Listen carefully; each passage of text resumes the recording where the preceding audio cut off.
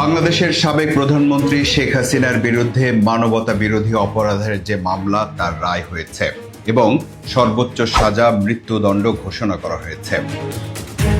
কিন্তু তিনি তো ভারতে অবস্থান করছেন, তাহলে এই রায় বা সাজা বাস্তবায়ন হবে কিভাবে? এই প্রশ্নের সহজ উত্তর হচ্ছে তাকে ফিরিয়ে আনতে হবে। কিন্তু সেটা কি সহজ কোনো ব্যাপার? বাংলাদেশ চাইলেই কি শেখ হাসিনাকে পাঠিয়ে দেবে ভারত? দ্বিপক্ষীয় চুক্তি, আন্তর্জাতিক আইন, ইন্টারপোল, রেড নোটিশ, কোনো প্রক্রিয়াতেই কি শেখ হাসিনাকে ফেরত আনার ব্যাপারে সহজ কোনো সমাধান আছে? এসব প্রশ্নের উত্তর খুঁজতেই আজকের প্রেক্ষাপট। আগ্রহ থাকলে সাথে থাকুন। ভারত থেকে শেখ হাসিনাকে ফিরিয়ে আনার ব্যাপারে বাংলাদেশের জন্য প্রথম সুবিধা হলো এই দুটি দেশের মধ্যে অপরাধী প্রত্যর্পণ চুক্তি আছে।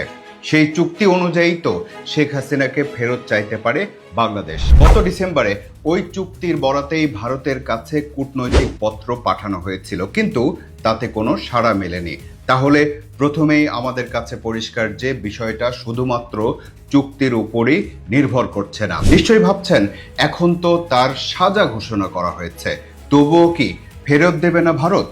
দেবে কি দেবে না সেটা সময়ে বলে দেবে। তার আগে বাংলাদেশ আর ভারতের মধ্যে অপরাধী প্রত্যর্পণের যে চুক্তি সে সম্পর্কে কিছুটা ধারণা নেওয়া যাক। তাহলে হয়তো নিজেরাই বুঝতে পারবেন এটা কতটা সহজ বা কতটা জটিল। প্রত্যর্পণযোগ্য অপরাধের মামলায় অভিযুক্ত বা ফেরারি আসামি ও বন্দীদের একে অপরের কাছে হস্তান্তরের জন্য বাংলাদেশ আর ভারতের মধ্যে একটি চুক্তি আছে 2013 সাল থেকে। সেই চুক্তিতে বলা হয়েছে, যদি কোনো ব্যক্তির নামে মামলা বা অভিযোগ দায়ের হয় বা তিনি দোষী সাব্যস্ত হন অথবা দেশের আদালত কর্তৃক প্রত্যর্পণযোগ্য অপরাধ করার জন্য তাকে ফেরত চাওয়া হয়, তাহলে তাকে ফেরত দেবে বাংলাদেশ ও ভারত। তবে এর মধ্যে অনেকগুলো যদি আর কিন্তু ছিল। যেমন প্রাথমিকভাবে এমনটা উল্লেখ ছিল যে অপরাধটি রাজনৈতিক প্রকৃতির হলে যে কোনো দেশ প্রত্যর্পণের অনুরোধ প্রত্যাখ্যান করতে পারে। অর্থাৎ ভারত যদি মনে করে বিষয়টা রাজনৈতিক উদ্দেশ্য প্রণোদিত, তাহলে তারা অপরাধীকে ফেরত দেওয়ার অনুরোধ প্রত্যাখ্যান করতে পারবে।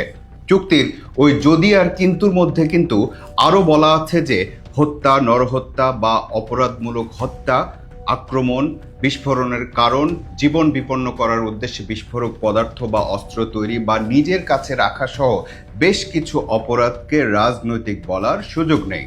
তাহলে এখন কথা হলো, ভারতের বিবেচনায় শেখ হাসিনার বিরুদ্ধে মামলা বা দণ্ড যদি রাজনৈতিক উদ্দেশ্য প্রণোদিত মনে হয়, তবে বাংলাদেশের পক্ষে আরো শক্ত যুক্তি হলো তার দণ্ড তো হয়েছে মানবতা বিরোধী অপরাধের কারণে। এখন এই চুক্তি ভারত মানবে কি মানবে না সেটাও একটা প্রক্রিয়ার ব্যাপার।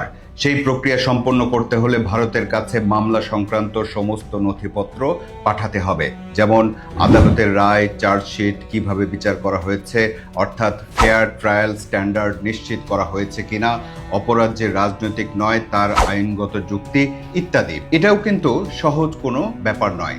আপনি সবকিছু ঠিকঠাক মতো পাঠালেন, কিন্তু সেসবের ব্যাখ্যা তো ভারত তৈরি করবে নিজের স্বার্থ এবং সুবিধার হিসাব নিকাশ করেই। এবার আর একটু সহজ করে দেই। 2013 সালে অপরাধী প্রত্যর্পণের যে চুক্তি ভারত এবং বাংলাদেশ করেছিল, তাতে অনেকগুলো যদি আর কিন্তু থাকার কারণে অনেক অপরাধীকেই ফেরত আনা কঠিন হয়ে যাচ্ছিল। তাই কয়েক বছরের মধ্যেই চুক্তিটি সংশোধন করে অপরাধী প্রত্যর্পণ অনেকটাই সহজ করা হয়। সেই সংশোধনীতে বলা হয়েছে, কোনো অভিযুক্তের হস্তান্তর চাওয়ার সময় অনুরোধকারী দেশকে সেই সব অভিযোগের পক্ষে কোনো সাক্ষ্য প্রমাণ পেশ না করলেও চলবে। শুধু সংশ্লিষ্ট আদালতের গ্রেপ্তারি পরোয়ানা পেশ করলেই সেটিকে বৈধ অনুরোধ হিসেবে ধরা হবে। তার মানে অপরাধীকে আইনের আওতায় আনার জন্যই কিন্তু ওই চুক্তিটি সহজ করা হয়েছে। তাহলে কি এখন ওই চুক্তির বলে শেখ হাসিনাকে ফেরত আনা অনেকটাই সহজ মনে হচ্ছে? হতে পারে, কারণ শেখ হাসিনার বিরুদ্ধে গ্রেপ্তারি পরোয়ানা তো আছেই, আবার বিচারে তার মৃত্যুদণ্ড ঘোষণা করা হয়েছে। তার মানে চুক্তির যদি ফাঁক ফোকর না খোঁজে ভারত, তাহলে সহজেই ফেরত দিতে পারে শেখ হাসিনাকে। কিন্তু এই দুই দেশের পারস্পরিক স্বার্থের হিসাব নিকাশ কি শুধু চুক্তির মধ্যেই সীমাবদ্ধ? তখনকার সরকারের সাথে সম্পর্ক আর বর্তমান বাস্তবতা কি এক? আপাতত এই প্রশ্নগুলো থাকলো আপনাদের উদ্দেশ্যে। এবার আসুন জেনে নেই শেখ হাসিনাকে ফেরাতে আর কি কোনো উপায় আছে বাংলাদেশের হাতে। হ্যাঁ, আছে। অপরাধী প্রত্যর্পণ চুক্তির বাইরে আরেকটি যে উপায় আছে সেটা হলো ইন্টারপোলের সহযোগিতা নেওয়া। ইন্টারপোল হলো আন্তর্জাতিক পুলিশি সংস্থা। সারা বিশ্বের 196টি রাষ্ট্র এর সদস্য। অপরাধীরা যখন সীমান্ত পেরিয়ে অন্য দেশে আশ্রয় নেয় তখন সংশ্লিষ্ট দেশ চাইলে ইন্টারপোলের সহযোগিতা চাইতে পারে। এই ইন্টারপোল নামটার সাথে সাথে রেড নোটিশ কথাটার সাথে আমরা অনেকটাই পরিচিত। কোনো অপরাধীকে ধরতে ইন্টারপোল আন্তর্জাতিকভাবে রেড নোটিশ জারি করে। তখন বিভিন্ন দেশের পুলিশ ইন্টারপোলের সাথে সমন্বয় করে অপরাধীকে আইনের আওতায় আনার চেষ্টা করে।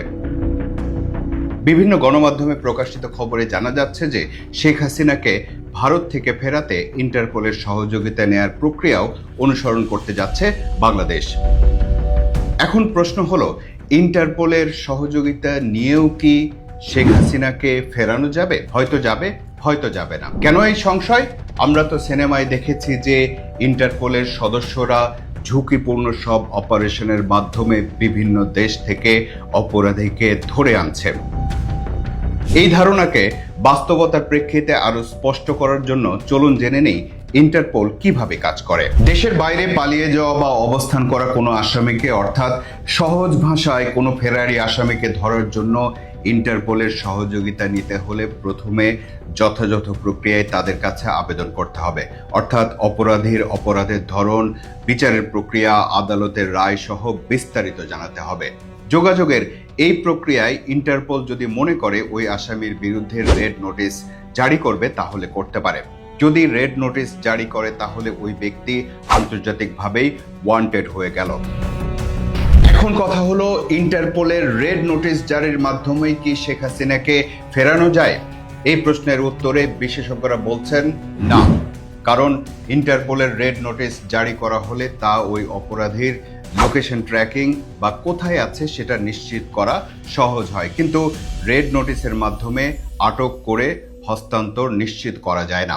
কারণ ইন্টারপোলের প্রত্যেক সদস্যভুক্ত দেশ নিজ আইন অনুযায়ী সিদ্ধান্ত নেয়। তাই রেড নোটিশ মানে স্বয়ংক্রিয় ফেরত নয়।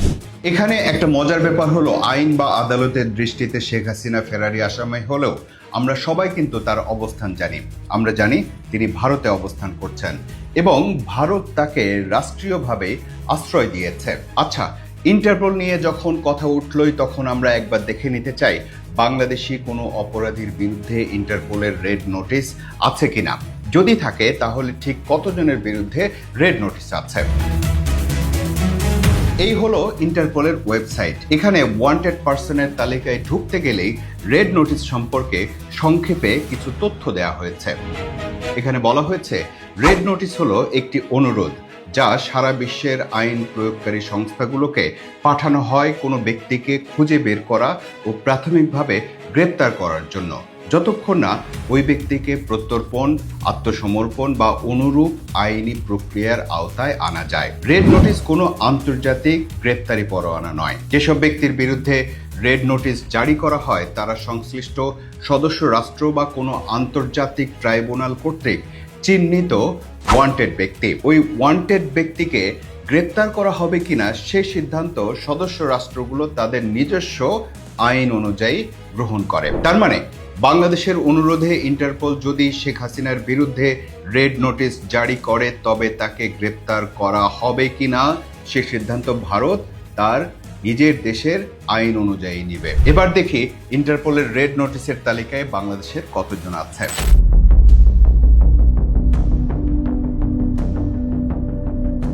তাদের ওয়েবসাইটে বাংলাদেশ লিখে সার্চ দিলে 60 জনকে পাওয়া যায়। ইন্টারপোলের মাধ্যমে আসামিকে ফিরিয়ে আনার প্রক্রিয়াটা যদি আপনাদের কাছে স্পষ্ট হয়ে যায় তাহলে আমরা আবারও শেখ হাসিনাকে ফিরিয়ে আনার আলোচনায় চলে যেতে পারি। এতক্ষণের আলোচনায় আমরা জানলাম যে বাংলাদেশ ও ভারতের মধ্যে যে অপরাধী প্রত্যর্পণের চুক্তি আছে সেটা এবং ইন্টারপোলের সহযোগিতা শেখ হাসিনাকে ফিরিয়ে আনার সম্ভাবনা তৈরি করে, কিন্তু নিশ্চয়তা দেয় না। এই নিশ্চয়তাটা তৈরি হতে পারে কূটনৈতিক প্রক্রিয়ার মধ্যে দিয়ে। ধরা যাক বাংলাদেশে শেখ হাসিনার মৃত্যুদণ্ডের সাজা হওয়ার পর অপরাধী ফেরত দেওয়ার চুক্তি এবং ইন্টারপোল রেড নোটিশ দিলে ভারত একটা চাপের মধ্যে পড়ল। তখন আসলে ভারত কি করবে? প্রথমে বলা যায়, ভারত যদি শেখ হাসিনাকে ফেরত দিতে না চায় তাহলে তারা এই দুটি দেশের পারস্পরিক চুক্তির আরো ফাঁক ফোকর খুঁজে বের করবে। সেই ফাঁক ফোকরের মধ্যে প্রথমত তারা শেখ হাসিনার বিচার রাজনৈতিক উদ্দেশ্য প্রণোদিত কিনা সেই প্রশ্নকে সামনে নিয়ে আসতে পারে। দ্বিতীয়ত, তারা মানবাধিকারের বিষয়টিকে সামনে আনতে পারে। এই মানবাধিকার বিবেচনায় ভারতের আদালত বা সরকার প্রয়োজনে মৃত্যুদণ্ড কার্যকর হবে না এমন প্রতিশ্রুতি বা নিশ্চয়তা চাইতে পারে বাংলাদেশের কাছে। তৃতীয়ত, যুক্তি হিসেবে তারা দেখাবে যে শেখ হাসিনাকে ফেরত দিলে বাংলাদেশের সহিংসতা আর অস্থিরতা বেড়ে যাবে। অর্থাৎ ফেরত না দিতে চাইলে তারা 100টা কারণ সামনে নিয়ে আসবে। তাহলে কি এটা বলা যায় যে শেখ হাসিনাকে কখনোই ফেরত দেবে না ভারত? না, এমন সিদ্ধান্তেও পৌঁছানো সম্ভব নয়। আন্তর্জাতিকভাবে অনেক উদাহরণ আছে ফেরত না দেওয়ার, আবার ফেরত দেওয়ারও কিছু কিছু উদাহরণ আছে। ইতিহাস বলছে, লাইবেরিয়ার চার্লস টেইলর থেকে সুদানের ওমর আল বশির পর্যন্ত হাই প্রোফাইল রাজনৈতিক ব্যক্তিদের ফেরত আনা কখনোই সহজ ছিল না। কারণ এমন হাই প্রোফাইল রাজনৈতিক ব্যক্তির হস্তান্তর কেবল আইনি নয়, বরং রাজনৈতিক, কৌশলগত, সীমান্ত নিরাপত্তা সব মিলিয়ে সিদ্ধান্ত হয়। ভারত যদি মনে করে শেখ হাসিনা তাদের কাছে থাকলেই বাংলাদেশকে বহুমুখী চাপে রাখা যাবে, তাহলে হয়তো ফেরত দেবে না। যতদিন মনে করবে ততদিন দেবে না। তারপর কখনো যদি মনে করে এই ট্রাম্প কার্ড আর কাজ করছে না, তখন ফেরত দিতে পারে। এর মধ্যে কোনটা হবে আর কোনটা হবে না সেটা সময় বলে দেবে।